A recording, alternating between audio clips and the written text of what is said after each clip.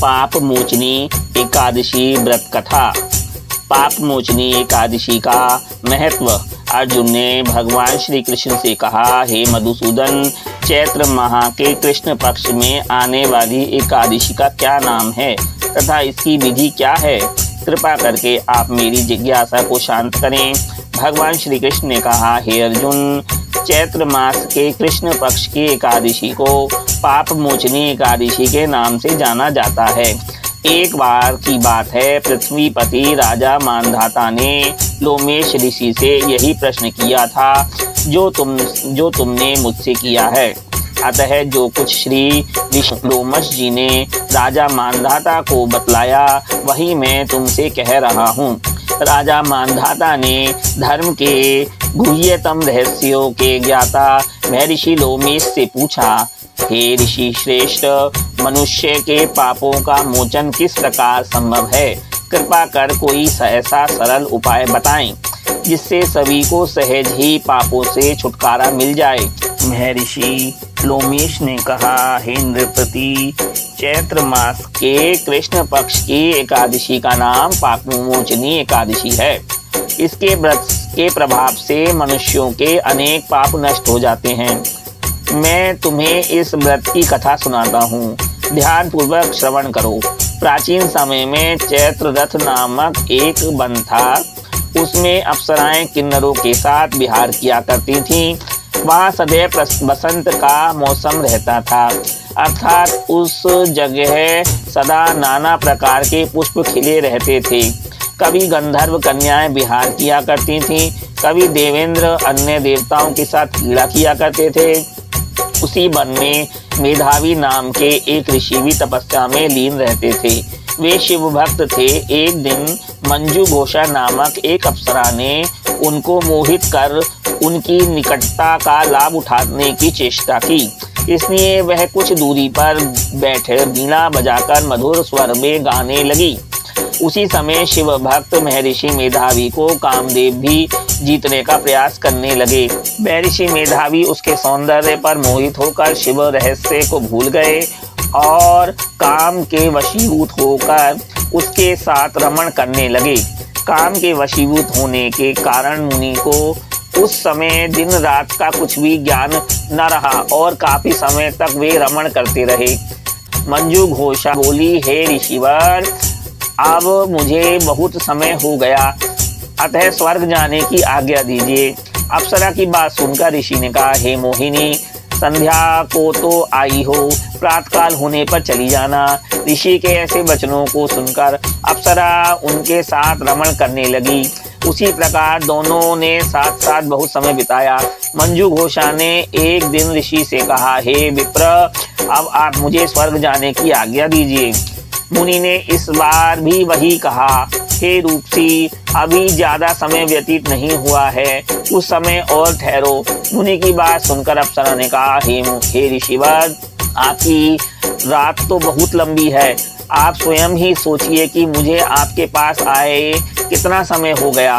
अब और ज्यादा समय तक ठहरना क्या उचित है? अप्सरा की बात सुन मुनि को समय का बोध हुआ और वह गंभीरता पूर्वक विचार करने लगे। जब उन्हें समय का ज्ञान हुआ कि उन्हें रमण करते हुए 57 वर्ष व्यतीत हो चुके हैं, तो उस अप्सरा को वह काल का रूप समझने लगे। इतना ज्यादा समय भोग विलास में व्यर्थ चला जाने पर उन्हें बड़ा क्रोध आया। उस अप्सरा से कहा, मेरे तप को नष्ट करने वाली दुष्टा, तू महापापनी और बहुत ही दुराचारणी है। तुझ पर धिक्कार है। अब तू मेरी श्राप से पिशाचनी बन जा। मुनि के क्रोध युक्त श्राप से वह अप्सरा पिशाचनी बन गई। तो वह व्यथित होकर बोली, हे ऋषिवर, अब मुझ पर क्रोध त्याग कर प्रसन्न होइए और कृपा करके बताइए कि इस शाप का निवारण किस प्रकार होगा। विद्वानों ने कहा है, साधुओं की संगत अच्छा फल देने वाली होती है और आपके साथ तो मेरे बहुत वर्ष व्यतीत हुए हैं। अतः अब आप मुझ पर प्रसन्न हो जाइए, अन्यथा लोग कहेंगे कि एक पुण्य आत्मा के साथ रहने पर मंजू घोषा को पिशाचनी बनना पड़ा। मंजू घोषा की बात सुनकर मुनि को अपने क्रोध पर अत्यंत ग्लानि हुई और साथ ही अपनी कीर्ति का भय भी हुआ। अतः पिशाचिनी बनी मंजू घोषा से मुनि ने कहा, तूने मेरा बड़ा बुरा किया है, किंतु फिर भी मैं तुझे इस श्राप से मुक्ति का उपाय बतलाता हूँ। चैत्र मास के कृष्ण पक्ष की जो एकादशी है उसका नाम पाप मोचनी है। उस एकादशी का उपवास करने से तेरी पिशाचिनी की देह से मुक्ति हो जाएगी। ऐसा कहकर मुनि ने उसको व्रत का सब विधान समझा दिया। फिर अपने पापों का प्रायश्चित करने के लिए वे अपने पिता च्यवन ऋषि के पास गए। च्यवन ऋषि ने अपने पुत्र मेधावी को देखकर कहा, हे पुत्र, ऐसा क्या किया, तेरे सभी तप नष्ट हो गए हैं, जिससे तुम्हारा समस्त तेज मलिन हो गया है। मेधावी मुनि ने लज्जा से अपना सिर झुकाकर कहा, पिताश्री, मैंने एक अप्सरा के साथ रमण करने का बहुत बड़ा पाप किया है। इसी पाप के कारण संभव है मेरा सारा तेज और मेरा तप नष्ट हो गया है। कृपा करके आप उस पाप से छूटने का उपाय बताइए। ऋषि ने कहा, हे पुत्र, तुम चैत्र मास के कृष्ण पक्ष की पाप मोचनी एकादशी का विधि तथा भक्ति पूर्वक उपवास करो, इससे तुम्हारे सभी पाप नष्ट हो जाएंगे। अपने पिता च्यवन ऋषि के वचनों को सुनकर मेधावी मुनि ने पाप मोचनी एकादशी का विधि पूर्वक व्रत किया। उसके प्रभाव से उनके सभी पाप नष्ट हो गए। मंजू घोषा अप्सरा भी पाप मोचनी एकादशी का उपवास करने से पिशाचिनी की देह से छूट गई और पुनः अपना सुंदर रूप धारण कर स्वर्ग लोक को चली गई।